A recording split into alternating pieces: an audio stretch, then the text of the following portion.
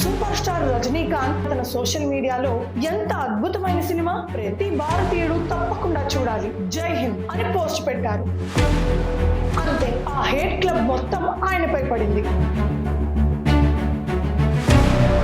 ఒక సినిమాను చూసినందుకు, దాన్ని మెచ్చుకున్నందుకు, దేశభక్తితో జై హింద్ అన్నందుకు సాక్షాత్తు రజనీకాంత్ నే టార్గెట్ చేసి ట్రోల్ చేస్తున్నారు. ఒక సినిమా దేశవ్యాప్తంగా సామాన్య ప్రజలు, సెలబ్రిటీలు అందరూ దీన్ని మెచ్చుకుంటున్నారు. కానీ మన దేశంలోని కొన్ని రాజకీయ పార్టీలు, ఒక ఎకో సిస్టమ్ మాత్రం ఈ సినిమాను ఎందుకు ద్వేషిస్తున్నాయి? ఇది కేవలం ఒక సినిమాపై జరుగుతున్న దాడి కాదు, మన చరిత్రపై, మన సత్యాన్ని చెప్పుకునే మన హక్కుపై జరుగుతున్న దాడి. ఇటీవల రిలీజ్ అయిన దురంధర్ 2 సినిమా బాక్స్ ఆఫీస్ ను షేక్ చేస్తోంది. సామాన్యుల నుండి సూపర్ స్టార్ల వరకు అందరూ ఈ సినిమాను చూసి అద్భుతం అని మెచ్చుకుంటున్నారు. కానీ కొంతమందికి మాత్రం ఇది నచ్చలేదు.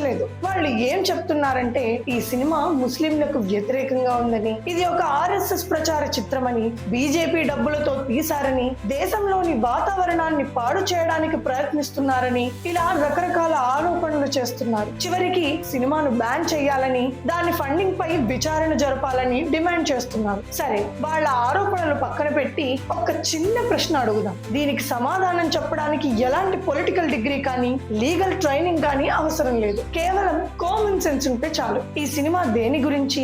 IC-814 విమాన హైజాక్, 2001 పార్లమెంట్ దాడి, 26/11 ముంబై ఉగ్రదాడి. ఇవన్నీ కల్పిత కథలు కాదు, నిజంగా జరిగిన సంఘటనలు. ఇవి మన దేశానికి కలిగిన నిజమైన గాయాలు. ఈ దాడుల్లో చిందింది నిజమైన రక్తం, జరిగినవి నిజమైన అంత్యక్రియలు. ఆ కుటుంబాలు ఇప్పటికీ కన్నీళ్లు పెట్టుకుంటూనే ఉన్నాయి. మరి ఈ దాడులు ప్లాన్ చేసిన ఉగ్రవాదులు ఎక్కడి నుండి వచ్చారు? వాళ్లకు ఏ దేశంలో శిక్షణ ఇచ్చారు?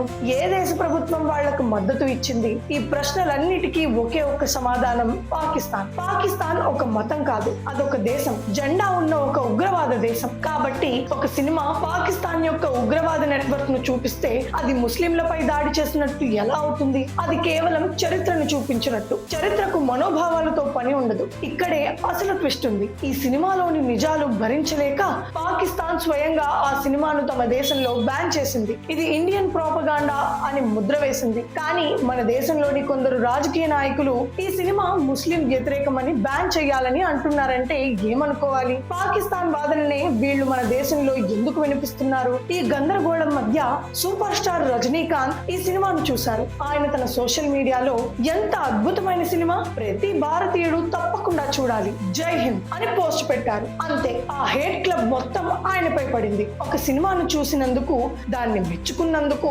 దేశభక్తితో జై హింద్ అన్నందుకు సాక్షాత్తు రజనీకాంత్ నే టార్గెట్ చేసి ట్రోల్ చేస్తున్నారు. ఇదొక బెదిరింపు. మనం ఏం చూడాలి, మనకు ఏది నచ్చాలి, మనం దేన్ని దేశభక్తి అనుకోవాలో కూడా వీళ్ళే నిర్ణయించాలనుకుంటున్నారు. ఈ సినిమాను వ్యతిరేకించే వాళ్ళు ఒక మాట అంటూ ఉంటారు, టెర్రర్ కు మతం లేదు. నిజమే, దీన్ని మేము కూడా ఒప్పుకుంటాం. కానీ ముంబైపై దాడి చేసిన ఉగ్రవాదులు అమాయకులను చంపుతూ మతపరమైన నినాదాలు చేశారన్నది కూడా నిజమే కదా. ఆ మాటలను సినిమా డైరెక్టర్ వాళ్ళ నోట్లో పెట్టలేదు, అవి రికార్డ్ అయినవే. అసలు సమస్య ఏంటంటే, టెర్రర్ కు మతం లేదు అనే డైలాగ్ వీళ్లకు వీలుగా ఉన్నప్పుడు మాత్రమే గుర్తొస్తుంది. పాకిస్తాన్ ఉగ్రవాదిని చూపిస్తే వెంటనే మతాన్ని మధ్యలోకి తెస్తారు. అదే పాకిస్తాన్ ఆఫ్ఘనిస్తాన్ లోని ముస్లిం పిల్లలపై బాంబులు వేసినప్పుడు, చైనా ఉయిఘర్ ముస్లింలను హింసించినప్పుడు వీళ్ళు ఎందుకు మౌనంగా ఉంటారు? నిజానికి భారతీయ ముస్లిం సమాజాన్ని నిజంగా అవమానించేది ఈ సినిమా కాదు. పాకిస్తాన్ వేరు, ఇస్లాం వేరు అనే చిన్న తేడాను కూడా భారతీయ ముస్లింలు గ్రహించలేరు. వాళ్ళను ఒక సినిమా నుండి కాపాడటానికి మేమున్నాం అని అనుకుంటున్న ఈ రాజకీయ నాయకులే అసలైన అవమానం. సత్యాన్ని చూపించే ఒక సినిమాను అణిచివేయాలని చూశారు, కానీ వాళ్ళ వ్యతిరేకతతో ఆ సినిమాను అమరం చేశారు. పాకిస్తాన్ తరపున మన దేశంలోనే నిలబడి మన చరిత్రను మనం చెప్పుకోకుండా ఆపాలని ఎందుకు ప్రయత్నిస్తున్నారు? ఈ మొత్తం వివాదంపై మీరేమనుకుంటున్నారో కింద కామెంట్స్ లో చెప్పండి. సత్యం గెలవాలనుకుంటే ఈ వీడియోను అందరికీ షేర్ చేయండి. జై హింద్.